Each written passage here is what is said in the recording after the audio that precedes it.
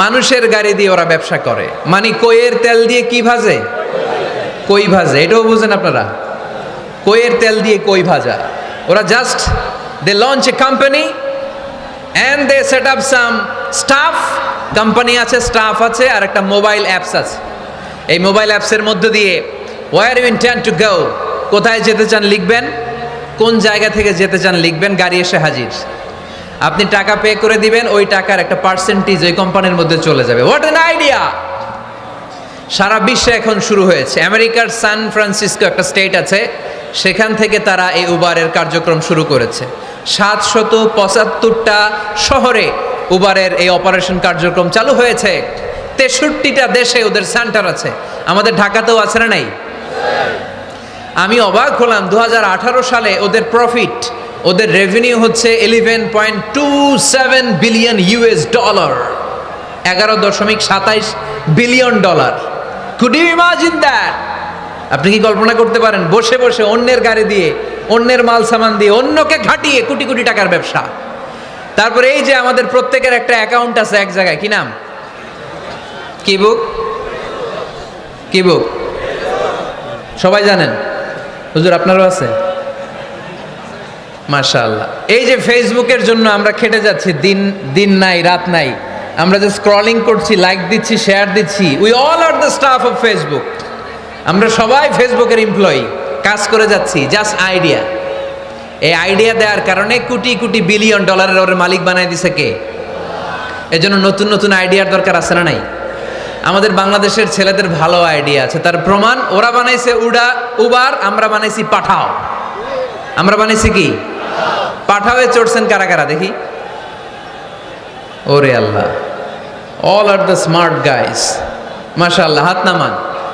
পাঠাও তো উবারের চেয়ে আরো দুর্দান্ত আইডিয়া। প্রাইভেট কার যেতে পারে না জ্যামের মাঝখানে, কিন্তু পাঠাও হচ্ছে মোটরসাইকেল রাইড, চিপাচাপা দিয়ে চলে যায়। আছে না নাই? তো এরপরে নতুন কি আসবে, এই দায়িত্বটা তোমার মাথা থেকে বের করতে হবে। এই এন্টারপ্রেনারশিপ, নতুন করে উদ্যোগী হতে হবে। এই ভাইয়ের মতো বিলিয়নিয়ার হতে চাও, মিলিয়নিয়ার হতে চাও, you have to generate new ideas. নতুন নতুন আইডিয়াই তোমাকে হালাল পন্থায় বিলিয়নিয়ার বানাতে পারে, ঠিক কিনা? আত-তাজিরা সাদুক আল-আমিন মা'আন নাবিয়্যিন ওয়াস সিদ্দীকিন ওয়াশ শুহাদা ওয়াস সালিহিন। আমানতদার, সত্যবাদী ব্যবসায়ী কিয়ামতের দিন নবীদের সাথে, শাহীদদের সাথে, সিদ্দীকিনদের সাথে, সৎ কর্মশীল ব্যক্তিদের সাথে দাঁড়িয়ে যাবে। চিৎকার করে পড়েন সুবহানাল্লাহ। এজন্য নতুন নতুন যত আইডিয়া আছে, এগুলো আমাদের মাথা থেকে বের করতে হবে, তাহলেই আমাদের ব্যবসায় বরকত দিবে কে?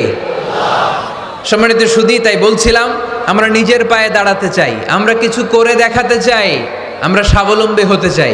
পরিশ্রম করতে হবে, পরিশ্রমের কোনো বিকল্প নেই। There is no alternative way to struggle. Struggle তোমাকে করতেই হবে। কেউ তোমার জন্য স্পেস তৈরি করে দিবে না। এই পৃথিবীতে কেউ কাউকে জায়গা দেয় না, এই পৃথিবীতে এসে জায়গা করে নিতে হয়। চিৎকার দিয়ে বলো ঠিক কিনা? হুঙ্কার দিয়ে পৃথিবীবাসীকে জানিয়ে দিতে হয় আমি এসেছি। মায়ের পেট থেকে যখন আমরা বেরোই, আমরা কি বলি?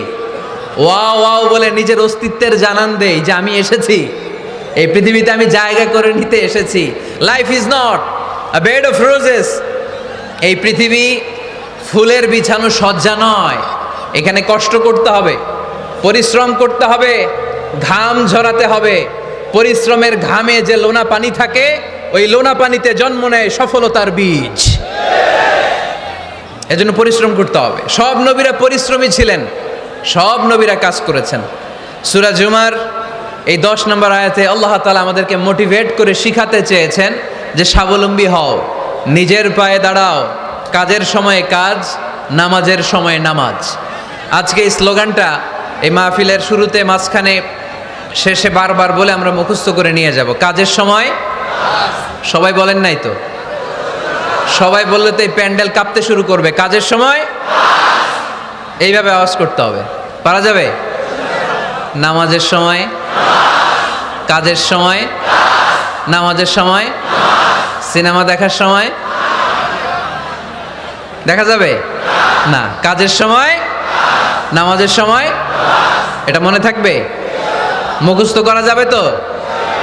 আল্লাহ রাব্বুল ইজ্জা সূরাতুল জুমার 10 নম্বর আয়াতে মূলত আমাদেরকে এই মেসেজটাই দিতে চেয়েছেন। কাজের সময় কাজ, নামাজের সময় ফাইদা কুদিয়াতিস সালাতু ফান্তাশিরু ফিল আরদি ওয়াবতাগু মিন ফাদলিল্লাহ ওয়াযকুরুল্লাহা কাসীরান লাআল্লাকুম তুফলিহুন। সুবহানাল্লাহ পড়েন।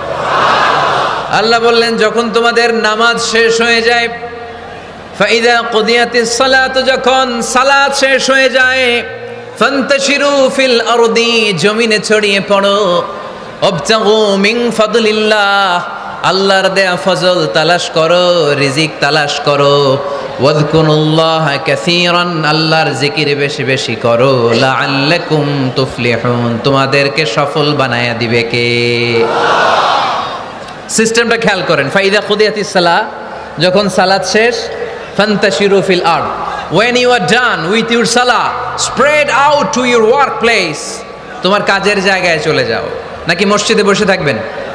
নামাজ শেষে কি করতে হবে? কাজের জায়গায় চলে যেতে হবে। এটা ইসলামের নিয়ম, এটা বিশ্বনবীর সুন্নাহ, এটা আল্লাহর দেয়া পদ্ধতি। ফাইদা কুদিয়াতিস সালাতু, যখন সালাত শেষ হয়ে যাবে, ফান্তাশিরু ফিল আরদ, জমিনে ছড়িয়ে পড়ো, ওয়াবতাগু মিন ফাদলিল্লাহ, আল্লাহর রিজিক তালাশ করো। জমিনের মধ্যে আল্লাহর ফাদাল আছে, রিজিক আছে, এই রিজিকগুলো তালাশ করো। মসজিদে বসে থাকলে এই ফদল বা রিজিক কি পাওয়া যাবে? যাবে না। মসজিদে ঢুকলে রহমত পাওয়া যায়। গাজীপুরের ভাইয়ের আওয়াজ তুলে বলেন, মসজিদে ঢুকলে কি পাওয়া যায়? এজন্য মসজিদে যখন আমরা ঢুকি, কোন পা দিয়ে ঢুকি? ডান পা দিয়ে ঢুকেই আমরা বলি আল্লাহুম্মা ফতাহলি আবওয়াবা রাহমাতিক, O Allah open for us the door of your mercy, আল্লাহ আমাদের জন্য আপনার সব রহমতের দরজাগুলো খুলে দেন। কারণ মসজিদে ঢুকলেই রহমত দেয় কে? আর মসজিদ থেকে যখন বের হই তখন রহমত নয়, তখন পাওয়া যায় ফদল, যে ফদলের কথা আল্লাহ ইয়াতে বললেন, ওয়াবতাগু মিন ফাদলিল্লাহ, এই ফদল মানে হচ্ছে রিজিক। তাই মসজিদ থেকে যখন বেরোই, কোন পা দিয়ে বেরোই? আর কি দোয়া পড়ি? আওয়াজ করে বলেন, আল্লাহুম্মা ইন্নী আসআলুকা মিন ফাদলিক, মানে হে আল্লাহ, আমি আপনার কাছে আপনার ফদল চাই, রিজিক চাই। দুনিয়ার কেউ রিজিক দিতে পারে না, রিজিক দিতে পারে কে? এই রিজিক আমি আপনার কাছে চাই। আবার আল্লাহ বললেন, হুয়াল্লাযী জাআলা লাকুমুল আরদা যালুলা ফামশু ফি মানাকিবিহা ওয়া কুলু মির রিজকি ওয়া ইলাইহিন নুশুর। তিনি তো এমন সত্তা যিনি তোমাদের জন্য জমিনটারে বানিয়েছেন সাহালাতুল মাসালিক, সহজে হাঁটা যায়, চলা যায়, চারা বীজ রোপণ করা যায়, চাষাবাদ করা যায়। আল্লাহ বললেন জমিনের আনাচে কানাচে ঘুরে বেড়াও, জমিনের মধ্যে তোমাদের জন্য রিজিক রেখে দিয়েছে কে? এই জমিনের সব জায়গায় রিজিক আছে। আপনি জমিনের পাহাড়ে যাবেন, পাহাড়েও রিজিক আছে। জানেন পাহাড়ে কি চাষ হয়? হ্যাঁ, জুম চাষ হয়। বাংলাদেশের পাহাড়ে জুম চাষ হয়, আর মালয়েশিয়ার পাহাড়গুলোতে সব চাষ হয়। মালয়েশিয়া একটা জায়গা আছে ক্যামেরুন হাইল্যান্ড, ভাই গেছিলেন নাকি? ৬,০০০ ফিট উপরে, ঠান্ডা, প্রচণ্ড ঠান্ডা। আমি প্রায়ই যাই, ওখানকার চা বাগানের স্নিগ্ধ হাওয়া আমাকে টানে খুব, বাতাসটা খুবই ক্লিন, ভাল লাগে। ওই ক্যামেরুন হাইল্যান্ডে ৬,০০০ ফিট উপরে ওরা করেছে ফুলের বাগান, ফলের বাগান, চায়ের বাগান, স্ট্রবেরির বাগান, মধুর চাষ করে। আর এই ৬,০০০ ফিট উপরে এই ভেজিটেবলস আইটেমগুলো দিয়ে তারা পুরো মালয়েশিয়ার খাদ্যদ্রব্যের যত সংকট, সব সংকট তারা দূরীভূত করেছে। সুবহানাল্লাহ পড়েন। তো ওনারা পাহাড়ের উপর চাষ করে, আর আমরা সমতল জায়গায় চাষ করতে চাই না। চাষাবাদ করতে আমাদের লজ্জা লাগে। কি লাগে? যুবক ভাইয়েরা, কাজে কোনো লজ্জা নেই। কাজে কি নেই? পরিশ্রমে লজ্জা নেই। লজ্জা হচ্ছে অলসতায়, লজ্জা হচ্ছে অকর্মণ্যতায়। আমরা কাজ করে খেতে চাই, পরিশ্রম করে খেতে চাই। রাজি আছো সবাই? এখন অনেকে রুফ গার্ডেনিং করে। রুফ গার্ডেনিং মানে ছাদের, বাসার ছাদের উপরে কি সুন্দর পেঁপে গাছ, আম গাছ।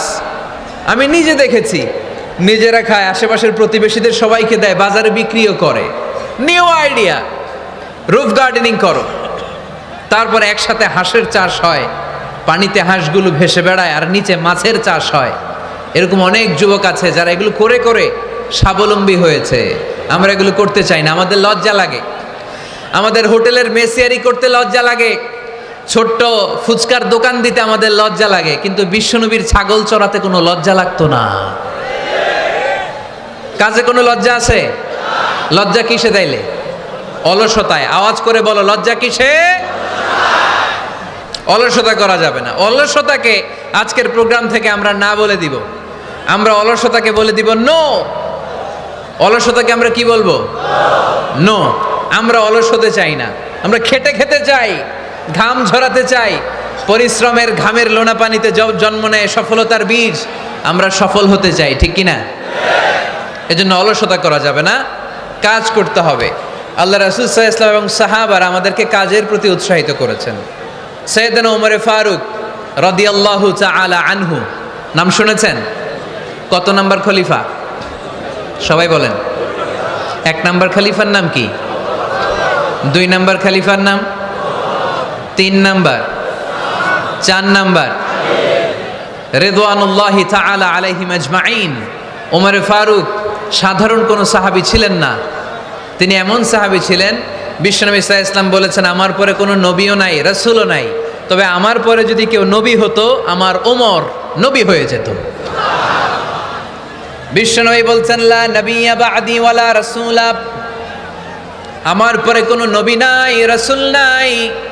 লাউ কানা বা'দি নাবিয়্যুন লাকানা উমর, তবে আমার পরে যদি নবী হওয়ার কোয়ালিটি আমার কোনো সাহাবীর মধ্যে থেকে থাকে, আমার ওমরের মধ্যে সেই কোয়ালিটি আছে। প্রভু তুমি বলেছ রাসূল দেবে না, বলনি দেবে না ওমর, বলনি দেবে না হামজা তারি, খালিদ বিজয় সমর। প্রভু তুমি বলেছ রাসূল দেবে না, বলনি দেবে না ওমর, বলনি দেবে না হামজা তারিক, খালিদ বিজয় সমর। প্রভু তুমি বলেছ রাসূল দেবে না। সুবহানাল্লাহ পড়েন। ওমরে ফারুক রাদিয়াল্লাহু তাআলা আনহু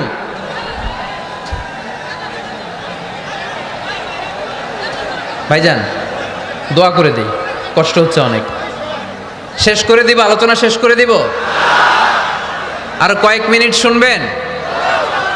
শুনবেন? শুনবেন তো বারবার এরকম আওয়াজ করলে কি শোনা যাবে?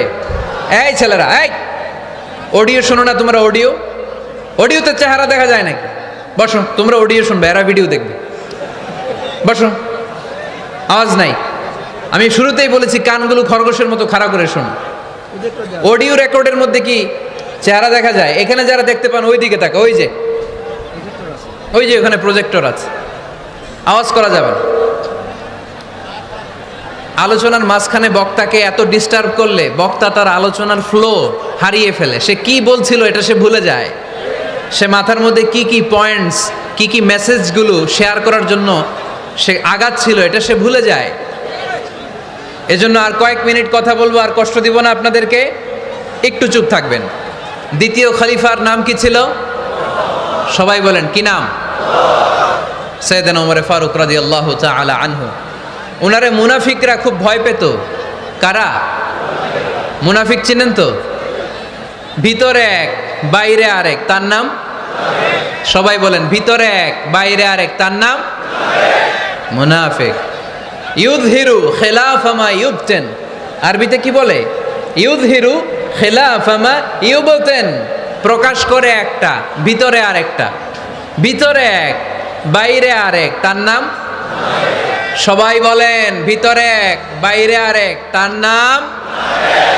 আমরা কি মুনাফিক হতে চাই?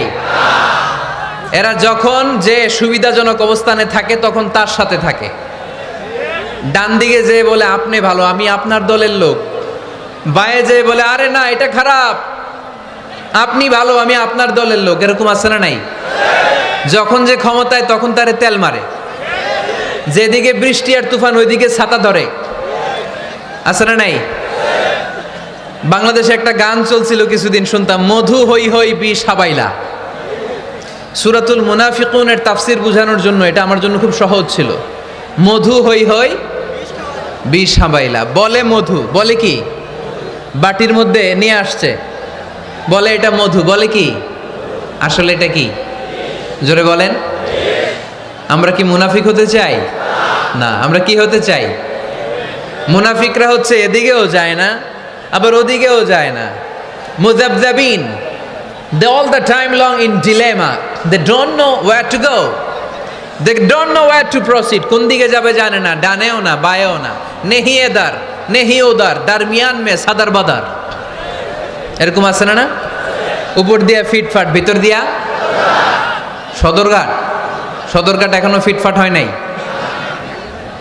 তো এই মুনাফিকের অবস্থা হচ্ছে উপরে ফিটফাট, ভিতরে সদরঘাট। আমরা কি মুনাফিক হতে চাই? কি হতে চাই?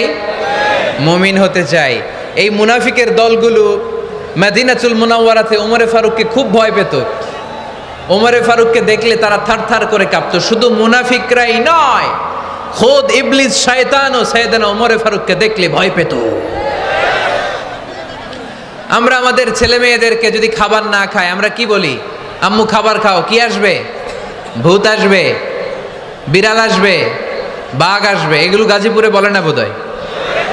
আপনাদের ছোট্ট মেয়েটা যদি রাত্রে খেতে না চায় আপনারা লোকমা তুলে কি বলেন? এই তাড়াতাড়ি খাও, কি আসবে? ভূত, ভূত আসবে। তো মদিনার সমাজে মদিনার ছোট্ট কচিকাচা সোনারমণিরাও রাতে খেতে চাইতো না। মদিনাতুল মুনাওয়ারার মায়েরা রাত্রিবেলা খাবার নিয়ে বাচ্চাদেরকে বলতো, মা তাড়াতাড়ি খাও, হা হুয়া ইয়াতি উমর, ওই যে উমর আসতেছে, উমর ইসলামের দ্বিতীয় খলিফা। আসাদ্দুহুম ফি আমরিল্লাহি উমর, আল্লাহর জমিনে আল্লাহর দ্বীন বাস্তবায়নের জন্য সবচেয়ে শক্তিশালী ছিল ওমর। চিল্লায় পড়েন সুবহানাল্লাহ। এই ওমরে ফারুক রাদিয়াল্লাহু তাআলা আনহু যে রাস্তা দিয়ে হাঁটতো, শয়তান ওই রাস্তা রেখে দিয়ে অন্য রাস্তা দিয়ে হাঁটতো। মা সালাকা শাইতানু ফাজ্জান সালিকান ইল্লা সালাকা ফাজ্জান গায়রা ফাজ্জিক। বিশ্বনবী বলছেন, ওমর, শয়তান তোমারে দেখে এত ভয় পায়, তুমি যে রাস্তা দিয়ে হাঁটো শয়তান তোমারে দেখলে ওই রাস্তা রেখে দিয়ে অন্য রাস্তা দিয়ে হাঁটে। চিল্লায় পড়েন সুবহানাল্লাহ। এদিকে কি হয়েছে? লোড বেশি হয়ে গেছে। এই এলাকায় কি এটাই সবচেয়ে বড় মাঠ? এর চেয়ে বড় মাঠ আর নাই। কি হয়েছে ওইখানে? কি হয়েছে? ধাক্কা আসছে, ধাক্কা। বসেন না, একটু বসেন না।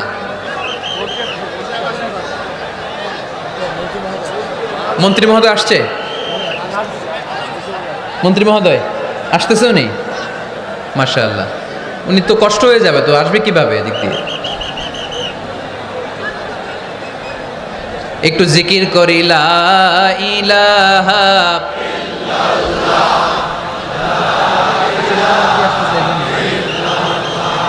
ইল্লাল্লাহ,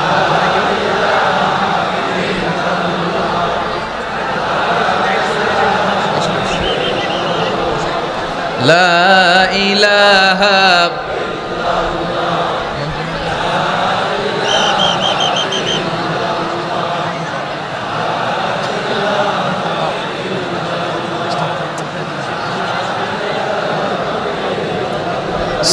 সুবহানাল্লাহ আলহামদুলিল্লাহ লা ইলাহা ইল্লাল্লাহ সুবহানাল্লাহ।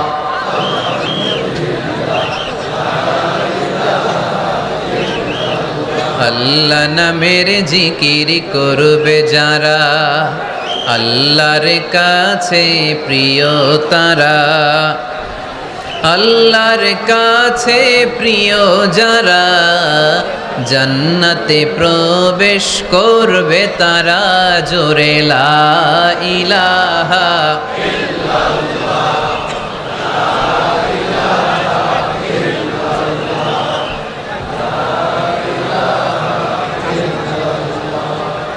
লা ইলাহা ইল্লাল্লাহ, লা ইলাহা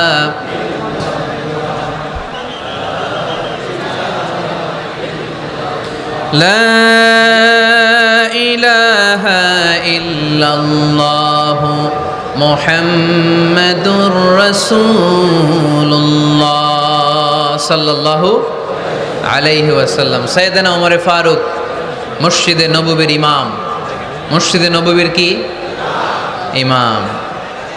আপনারা শুনতেছেন? এই ছেলেরা বসে যাও, বসে যাও, বসে যাও, বসে যাও। সাইয়েদনা ওমর ফারুক মসজিদে নববীর ইমাম। এদিকে তাকান, আমার দিকে তাকান, আমার দিকে তাকান। উনি প্রত্যেক নামাজের ইমামতি করতে আসতেন মসজিদে নববীতে।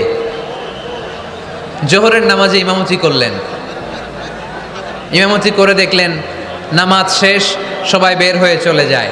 এটাই ইসলামের নিয়ম, ঠিক কিনা? ফাইদা কুদিয়াতিস সালাতু ফান্তাশিরু ফিল আরদ ওয়াবতাগু মিন ফাদলিল্লাহ। নামাজের সময় খেয়ে ফেলাইছি, নামাজের সময়, কাজের সময়, নামাজের সময়, কাজের সময়। ফাইদা কুদিয়াতিস সালাহ, যখন নামাজ শেষ হয়, ফান্তাশিরু ফিল আরদ, জমিনে ছড়িয়ে পড়ো। এটা ইসলামের আইন। তার মানে আল্লাহ বোঝাতে চাইলেন নামাজের সময় মসজিদে চলে যাও। নামাজ যখন শেষ হয়ে যাবে, শিক্ষক চলে যাবে স্কুলে, কৃষক চলে যাবে ফসল খেতে, মেম্বার অব দ্য পার্লামেন্ট চলে যাবে সংসদ ভবনে, ব্যবসায়ীরা চলে যাবে শপিং মলে, ঠিক কি না? কাজে চলে যাও। ওমরে ফারুক নামাজের ইমামতি করিয়ে নামাজ শেষ করলেন, সবাই চলে গেল। ইয়ামান দেশ থেকে আসা কিছু লোক গোল হয়ে বসে আছে, জিকির আজকার করে, আবাদত করে। এরা যায় না। এরা কি করে না? যায় না। আসরের নামাজে সাইয়েদনা ওমরে ফারুক রাদিয়াল্লাহু তাআলা আনহু নামাজের ইমামতি করলেন। নামাজ শেষ, সবাই চলে যায়, এরা যায় না। মাগরিবের নামাজের পরেও এরা যায় না। এশার সালাতের পরেও এরা যায় না। এশার পরে উনি ধরলেন, মা বালুকুম মা খাতবুকুম, হোয়াটস রং উইথ ইউ ম্যান? তোমাদের কি সমস্যা? জোহর, আসর, মাগরিব, এশা প্রত্যেক সালাতের পরে সবাই যার যার কাজে চলে যায়, তোমরা যে যাও না? বাড়ি কই? বলি ইয়ামান। তো বসে থাকো কেন? কি করো? কয় জিকির করি। কি করি? কি করি? জিকির আজকার করি, তাসবিহ তাহলিল পড়ি, ইবাদত করি। তো তোমরা যে যাও না, তোমাদের খাবার দেয় কে? খাবারের ব্যবস্থা হয় কোত্থেকে? তারা বলল, আমাদের জিকির দেখে, আমাদের বুজুর্গি দেখে আশেপাশের লোকেরা পাতিল ভরে খাবার নিয়ে আসে, ওই খাবার আমরা খাই। নাহনু আল মুতাওয়াক্কিলুনা আলাল্লাহ, আমরা আল্লাহর উপর তাওয়াক্কুল করে এখানে বসে থাকি। উমরে ফারুক বললেন, সর্বনাশ, তোমরা যদি মুতাওয়াক্কিলুনা আলাল্লাহ হও তাহলে কেমনে হবে? তোমরা তো মুতাওয়াক্কিলুনা আলাল্লাহ নাও, তোমরা হচ্ছে আল মুতাওয়াক্কিলুন বা'দুকুম আলা বা'দ, আল্লাহর উপর তাওয়াক্কুলকারী নয়। তোমরা যারা পাতিলের মধ্যে করে খাবার নিয়ে আসে তাদের উপর তাওয়াক্কুল করে বসে আছো, ঠিক কি না? তোমাদের জিকিরও চলে, আবার মাথায় টেনশনও চলে, পাতিল কি ছোট আসবে না বড় আসবে? খাবারে আমার ভাগেরটা থাকবে কি থাকবে না, টেনশন আছে না নাই? কারণ অন্যের উপর নির্ভরশীল, নিজে রান্না করে নাই, নিজে তো বাজার করে নাই, নিজের তো অ্যারেঞ্জমেন্ট বলতে কিছু নাই, আরেকজন যা দিয়ে যাবে ওইটা খাবে। ওমরে ফারুক বুঝালেন, আরে বোকা, এটারে তাওয়াক্কুল বলে না। তোমার সাধ্যে যতটুকু আছে তার সবটুকুন করার পরে তুমি তাওয়াক্কুল করবে একজনের উপর, তিনি কে? এক সাহাবী বললেন, ইয়া রাসূলুল্লাহ, ইয়া হাবিবাল্লাহ সাল্লাল্লাহু আলাইহি ওয়াসাল্লাম, আমি অনেক দূর থেকে সফর করে এসেছি, এই যে আমার ওটের রশিটা, এটা ছেড়ে দিয়ে যদি আমি ঘুমিয়ে যাই, আল্লাহর উপর তাওয়াক্কুল করি, আমার ওটটা বসে থাকবে নাকি? বিষ্ণু বললেন, না, এটারে তাওয়াক্কুল বলে না। ওটের রশি রেখে দিয়ে ঘুমাইলে তোমার ওট দৌড় দিবে। এ আকিলহা সুম্মা তাওয়াক্কাল আলাল্লাহ, ওটের রশিটা আগে দড়ি দিয়ে ভালো করে গাছের সাথে বাঁধো, তারপরে তাওয়াক্কুল করবে একজনের উপর, তিনি কে? আগে বাঁধতে হবে, তারপরে তাওয়াক্কুল, আগে কাজ করতে হবে, তারপরে তাওয়াক্কুল।